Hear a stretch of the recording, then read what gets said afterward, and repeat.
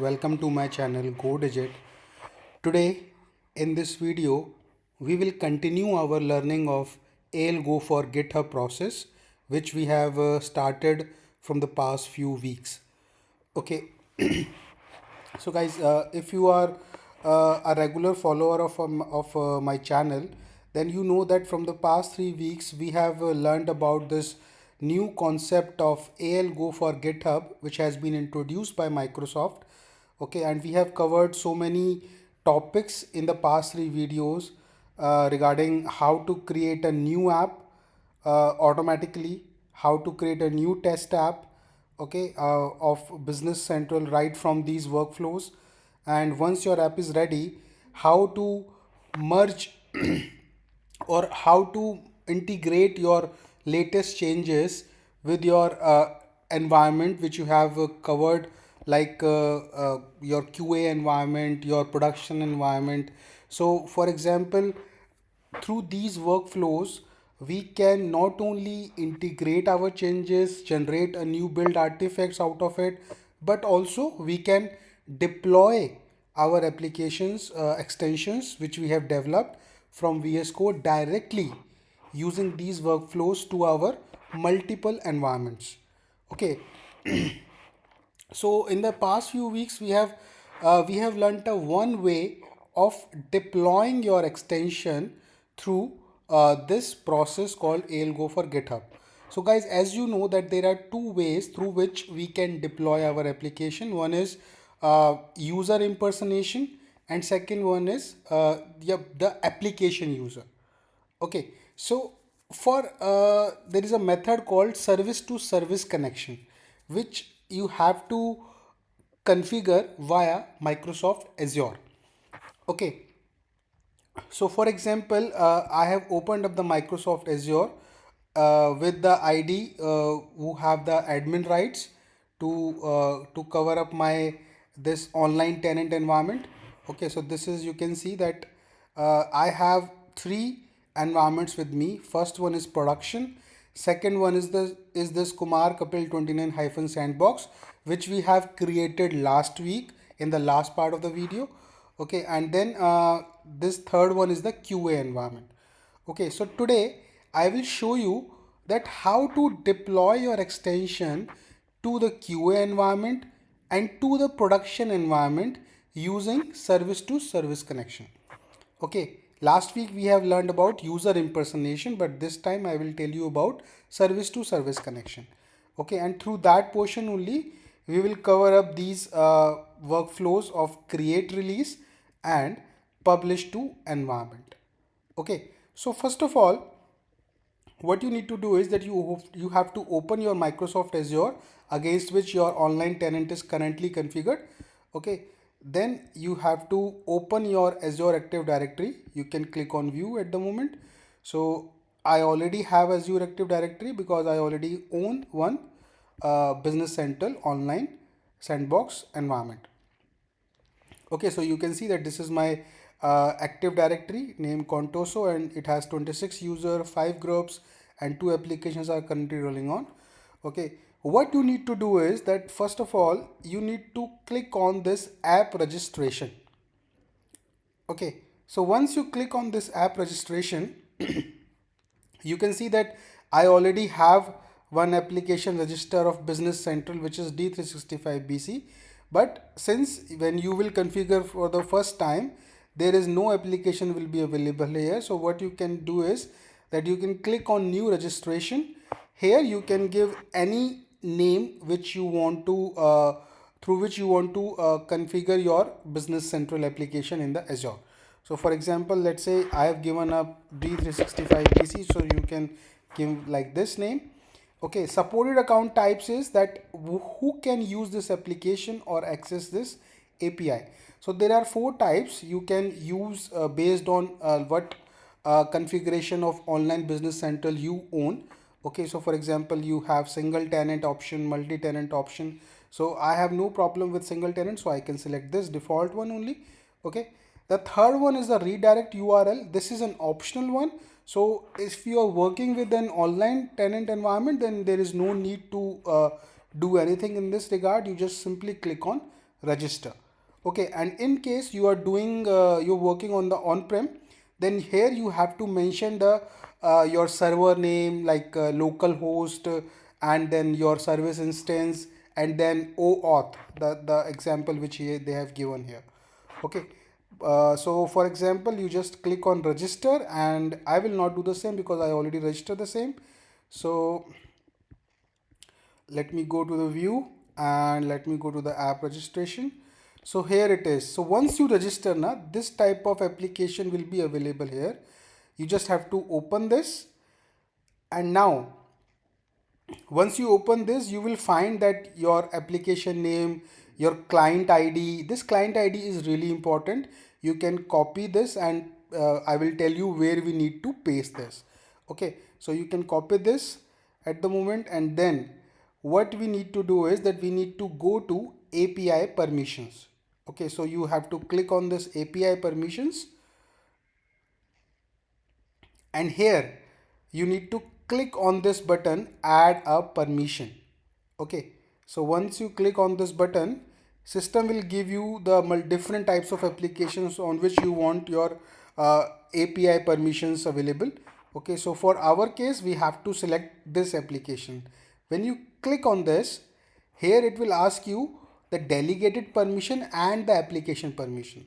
Okay, so delegated permission is that you need to be a user in your business central, just like the example we have covered for the user impersonation.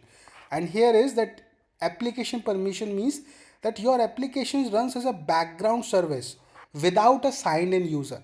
There is no need of a user authenticated or authorized user of your business central. There is no need of that. Okay, that's what we need. So when you click on this, okay, it will now open up the different types of permissions which we require. Okay, so for example, I have already selected here these two, because you can see here. So right now you have to configure this api.readWriteAll and automation.readWriteAll. Okay, full access to automation, because these two permissions will help us, or he will help these workflows to deploy our extensions via automation to the business central environments, whether it is a production environment or whether it's a QA environment. Okay, so you need to click on these two, and then once you click on those, these permissions will be visible here. Okay, then you just need to click on this button, grant admin consent for Contoso, and the status will be changed to granted for Contoso. So this is the one. You can see that all the green ticks are showing here. Once you are done with this, then the second portion which we need to configure for this app registration is certificate and secrets. Okay, so you come here right now, you can see that my secret is already created, but for your case what you can do, you can click on new client secret, and then you can name your client secret. You can give the same name of your app registration just like I have given, and then the expiry date you can select based on your requirement. Default one is recommended 6 months, and then you click on add button. Once you do the same, system will create a line for you with the secret. One information which is very critical here at this stage is that once it generate a client secret, you will find the value here. What you need to do is that you need to copy that value as soon as you create your secret, because if you forget to copy that secret, then the second time when you open, you will find this type of value which you cannot copy at all.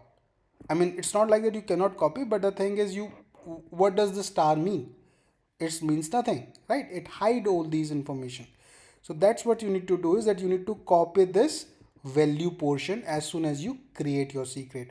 But do not worry at all, in case you forget to copy your client secret, then simply you just delete the same and you can create your new client secret. So there is no problem at all. Okay, so once you do the same, then now we have the client secret with me. I have my client ID with me. That's all you need. Okay, so now your app registration is done. Your Azure Active Directory is already there. You go to your business central now. Okay, and here, for example, currently I am in the production environment. So what we need to do is that we need to click on search button and type here Azure Active Directory application. Okay, so this means that whatever applications I have registered in my Azure Active Directory and in the Azure portal, I can add those application here. Okay, so because we have configured our Business Central application here in the Azure Active Directory, so we need to link that application with my environments here. Okay, so what you need to do, you need to click on new button. So for example, here I can show you, I've already done that. Once you click on new button, all these will be blank. So how you need to proceed is you need to paste here the client ID, and the client ID you can copy from here in the overview section of app registration. You simply copy this client ID and paste here. Then the description you can give any meaningful description which you want to give here. So for example, this is my production environment, so I have mentioned here production deployment. And then the state is by default it is disabled. You have to manually enable it. As soon as you enable, system will give you this user ID and username. Okay, now second thing is that there are two types of permission, two basic permissions required to for an API to communicate with between different logins. So those two permissions are D365 automation and D365 extension management. Because here our requirement is that we need to deploy our extensions automatically via our workflows, and because when it deploys, this automation comes into the picture. Automation API is the one which helps us to deploy our application. So that's why these two permissions are definitely required. Okay, so this is how you configure this card in your Business Central environment. Okay, the same thing I can do for my QA environment as well, because I want to deploy my extension both for QA and production. So I can do the same, that I can go to my QA environment, and here once it opens up, I again have to open that Azure Active Directory application page and create a new one with the same information. Okay, it's not like that you have to give any different information here. So because our client ID is single one, so you need to paste that same uh, client ID here, but this time the description is different. It is a QA environment. So you can see I have done the same thing here and added the same permissions here as well. Okay, so once you are done with this, that's all configuration you require to maintain this service to service authorization, okay, which is called OAuth. Okay, so first of all, you need to register your app in the portal of Azure. Then you need to add that user in the Business Central environments. So that's it. Now go to the GitHub part. In the GitHub, you need to go to the in open your repository. Okay, so I am in my repository. Then you need to go to settings. Okay, so when you go to the settings icon here, you go to the secrets and click on actions. So just like last week, we have added the secrets of our user impersonation. Okay, impersonation method, and second secret which we added is of insider SaaS token. Okay, now because I want to deploy my extension to my QA environment and my production environment, so that's why I have added two secrets here. Okay, and you know the naming convention is pretty much similar. For example, my environment of QA is QA. The name of my QA environment is QA. So first is my QA, the environment name, then underscore. This auth context, guys, is a fixed one, you can say. So you have to add this keyword here, attach with your environment name. So I have added QA underscore auth context. Then the second environment is production underscore auth context. So you need to give those names here. And then the thing is that what you need to do is that there is a procedure. For example, when you click on new repository secret here, you need to give the name. Now the secret is a combination of certain information. That certain information is that it is in the JSON format, and first parameter is tenant ID. Okay, here the tenant ID is this one. Okay, when you open your online environment, this is your tenant ID. So you need to copy this and then you can place it here. Okay, now the second parameter is client secret. Okay, so you need to type here client secret. Okay, and then the client secret, guys, as I told you that when you were creating your secret here, you need to copy the secret from this value column and place it here. Okay, and then the third thing, the third parameter is uh, first one is tenant ID, second one is client secret, and the third one is I'm forgetting, but let me see if I go to the pull request here. So you can see here, this is the client ID, tenant ID, and the client secret. Okay, second one is client ID, guys. So my mistake here, before the client secret, we need to add client ID. Okay, and then the client ID is, you can find it from here, overview. You can copy this and paste it here. Okay, so you can paste it here as well, then your client secret, and then close your braces. Okay, so this is how your secret will be configured in your for your each environment. For example, your QA environment and your production environment are two different environment, but because they are the part of the same tenant, so what you can do is that you can copy this and paste it in your QA environment side as well. Okay, so you need to add two secret just like the way I have added here, and you can pass the same information there. So this will tell your workflows which are here in the actions tab, that when they need to deploy, like when the CI/CD pipeline will run, it knows that it needs to deploy the application on these particular environments. Okay, and the configuration, the secret required to deploy those information, GitHub can pick those information from this secret, from this settings icon under secrets. Okay, so for example, one more information, guys, that when you run the CI/CD pipeline, either manually or automatically, whenever you push any code to this repository via VS Code, so it will definitely like push all the code, all the applications to your environment. But the thing is, for example, let me show you here in the code icon, and let go inside this folder, and here in the settings.json, you can see that in my environments I have added my two environments, which is QA and production. So the thing is, when the CI/CD pipeline will run, the CD pipeline specifically will deploy only to your test environment. It will always skip the production environment. It will never deploy any extensions automatically to the production environment.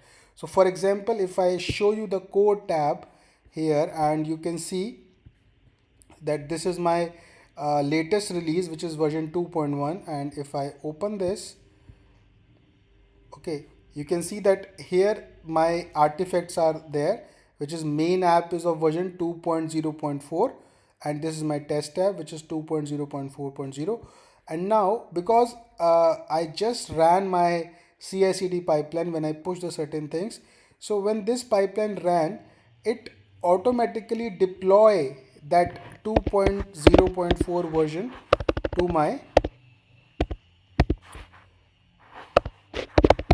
QA environment. So when I open this page, you can see that app 1 is available with 2.0.4.0 and it is installed. Okay, and it is in the PTE. It is published as a PTE. Okay, so this is the application which is already deployed automatically by our workflows using the secrets which we configured in our GitHub. But the same thing, if I go to my production environment here, you will find that it did not deploy automatically, which means that continuous deployment will never deploy your applications to the production environment. Okay, to deploy your application to the production environment, there are different workflows for it. I will show you how we can deploy that. But first of all, let me show you the page here, that extension management. You can see app 1 is there, but it is of different version, the older version. The latest version is 2.0.4, which I've shown you. Okay, let me go to the artifact again. So this is the one, 2.0.4.0. So this is the latest artifact which is not available in my production environment. So let's deploy that one. So what you need to do is that when you are done with your CI/CD thing, when you are done with all your code is freezed, you push your code via VS Code to your repository. This pipeline will run. It deploy your code and artifacts to the testing environment. And then once you are done with everything, there is a first workflow which you need to run is this create release. Okay, so here you need to run this and it has certain options like app version to promote to release. Default is latest, so you can keep this tag as latest only because definitely you want to push the latest one. Okay, then the name of the release. The name of the release will always be like version 1.0, 1.1, 1.2, 2.0. So whatever version you're working on specifically with your repository, you can mention here. Okay, for example, you put version 1.0. Okay, then whatever version you can put here as v1.0, so you can use the same format of 1.0 here in this because it's a tag.